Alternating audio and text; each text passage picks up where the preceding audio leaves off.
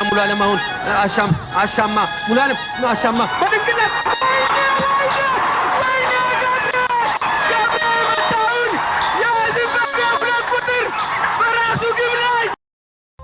የሀገር ፍቅርን የሚያስተጋባ ድምጽ የ1980ው ሴካፋና ደምሴ ዳምጤ ችቦ በራ፣ ስታዲየሙ ተንቀለቀለ፣ ደጋፊውን እንደተመኘው ታገኙትኝ እያለ እየጨፈረ ነው።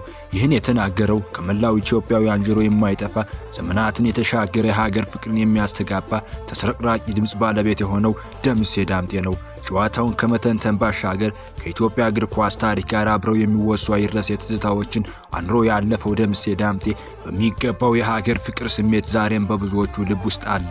በእግር ኳስ የቀጥታ ስርጭት ዘገባ የጋዜጠኛ ደምሴ ዳምጤ አይረሴ ትዝታ ከሆኑት ሁነቶች መካከል ኢትዮጵያ ዚምባብዌን በመርታት ሻምፒዮን የሆነችበት የ1980ው የምስራቅና መካከለኛ የአፍሪካ ዋንጫ ሲካፋ ውድድር በዋናነት ይነሳል። ደምሴ ታህሳስ 17 ቀን 1980 የተደረገው የኢትዮጵያና ዚምባብዌ ፍጻሜ ጨዋታ በቀጥታ ስርጭት ለአድማጮች ያደረሰበት አዘጋገብ ውድድሩ ዛሬም ድረስ እንዲታወስ ካደረጉት ምክንያቶች አንዱ ስለመሆኑ በርካቶች ይናገራሉ። በዚህ ጨዋታ ዳኙ ገላግለን፣ ወይኔ ገብሬ፣ ውጪ ልቃቂ፣ ዳኙ ደንሶ አገባ የመሳሰሉ በደስታ ሲቃ የተሞሉ ቃላቶችን 38 ዓመታትን ያስቆጠሩ ቢሆኑም የትናንትን ያህል ይታወሳሉ። ይህ ውድድር እሱም በዘመኑ አብዝቶ የሚወደው አጋጣሚ እንደነበር በአንድ ወቅት ተናግሯል። ጋዜጠኛ ደምሴ በእግር ኳስ የቀጥታ ስርጭት ዘገባ የጨዋታ እንቅስቃሴዎችን ከመተንተን ባሻገር ደጋፊዎችን ጭንቀት የሚጋራ ደግሞም ደስታን የሚያበስር ለሙያውና ለኢትዮጵያ ስፖርት የተሰጠ ድንቅ ጋዜጠኛ ስለመሆኑ ከመቃብር በላይ የሆኑት ስራዎቹ ምስክሮቹ ናቸው። በድሬዳዋ ገና በመጀመሪያ ደረጃ ትምህርት ቤት ሳለ በሚኒ ሚዲያ ለተማሪዎች የስፖርት መረጃዎችን በማቅረብ መጀመሪያ የጋዜጠኝነት መሻው እድሜው 13 ዓመት ሲደርስም ለኢትዮጵያ ሬዲዮ ስፖርት ዜናዎችን ማጠናከር ጀመረ። 1960ዎቹ ለ7 ዓመታት ያህል በወቅቱ አጠራር ሐረርጌ አውራጃ የሚካሄድ ስፖርታዊ ክንዋኖችን ለኢትዮጵያ ሬዲዮ በመዘገብ በጀማሪ የስፖርት ዘጋቢነት በነጻ አገልግሏል። በኋላም በ1968 ዓ.ም ወደ አዲስ አበባ በመምጣት በኢትዮጵያ ሬዲዮ ዋናው ስርጭት ማዕከል በቋሚነት ተቀጥሮ መስራት የጀመረ ሲሆን በአጠቃላይ ለ10 ዓመታት ያህል በተጋባበት የኢትዮጵያ ሬዲዮ ደማቅ አሻራውን አኑሯል። በራሱ የአዘጋገብ መንገድ ከመታወቁ አስቀድሞ የወቅቱን ተወዳጅ የስፖርት ጋዜጠኛ ሰለሞን ተሰማ ለመምሰል ስለሚሞክር ትንሹ ሰለሞን በመባል ይጠራ ነበር። አትሌት ደራርቱ ቱሉ በኦሎምፒክ የወርቅ ሜዳሊያ ያሸነፈች የመጀመሪያዋ ሴት አፍሪካዊት የሆነችበትን የባርሴሎና ኦሎምፒክ ደምሴ ዳምጤ ከሚታወስባቸው ሁነቶች መካከል አንዱ ነው።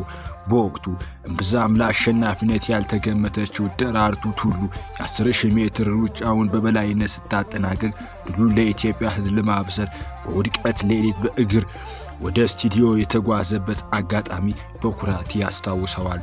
ደራርቱ ውድድሩን አሸንፋ የኢትዮጵያን ሰንደቅ ዓላማ ከፍ ስታደርግ በደስታ አነባሁ የሚለው ደምሴ ዳምጤ ከአርሲ ጭላሎ እስከ ባርሴሎና ደማቅ ስኬቷን የሚተርክ ዘገባ ማዘጋጀቱ ተነግሯል። ጋዜጠኛ ደምሴ ዳምጤ የደራርቱን አስደናቂ ድል ለሕዝብ ለማብሰር ሌሊት ወደ ስራ መግባት የተረዱ የኢትዮጵያ ሬዲዮ ከፍተኛ የሥራ ኃላፊዎች ይህንን ጉዳይ ለሕዝቡ እንዲደርስ ካደረጉ በኋላ ከፍተኛ አድናቆትና ክብር እንዳገኘ ገልጿል። በጋዜጠኝነት ሙያ ውስጥ አድሏዊነት፣ ስሜታዊነትን ማቀብ እንደሚያስፈልግ ጥንቃቄ ባውቅም ብሔራዊ ቡድናችን በሚደረጋቸው ጨዋታዎች ግን ገለልተኛ መሆን አያስችለኝም ሲል ተደምጧል።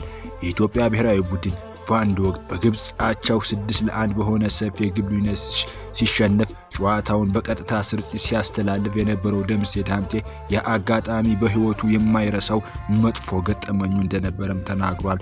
ደምሴ በተለይም በእግር ኳስ የቀጥታ ስርጭት ተንታኝነት የህዝቡን ደስታ የሚደሰት ደግሞም ለህዝቡም ደስታ የሚያጋባ የሀገሩን ጭንቀት የሚጨነቅ በድምጹ የሀገር ፍቅርን የሚያስተጋባ አንደበተ ርቱዕ ኮሜንታተር ነበር። የስፖርት ክንውኖችን አስውቦ ከመዘገብና ጨዋታዎችን በቀጥታ ስርጭት ከማስተላለፍ ባሻገር በተለይ ለሀገር ውስጥ ስፖርት እድገት ባለው ቀናኒስታ ስህተቶችና አዲታሩት አጥብቆ በመሞገት ይታወቃል። ደምሴ ዳምጤ በጥቅምት 2005 ዓ.ም ከዚህ ዓለም በሞት እስከ ተለየበት ጊዜ ድረስ በሙያው በተለይም ኢትዮጵያ ስፖርት እድገት ያበረከተው አስተዋጽኦ ዛሬም ድረስ እንዲታወስ አድርጎታል። በተለይም ከ38 ዓመታት በፊት በዚህ ሰሞን የተደረገውን ኢትዮጵያ የዋንጫው ባለቤት የሆነችበት የሴካፋ ውድድር ሲታወስ ጋዜጠኛና ኮሚኒኬተር ደምሴ ዳምጤን አብረን ማስታወስ ይገድላል።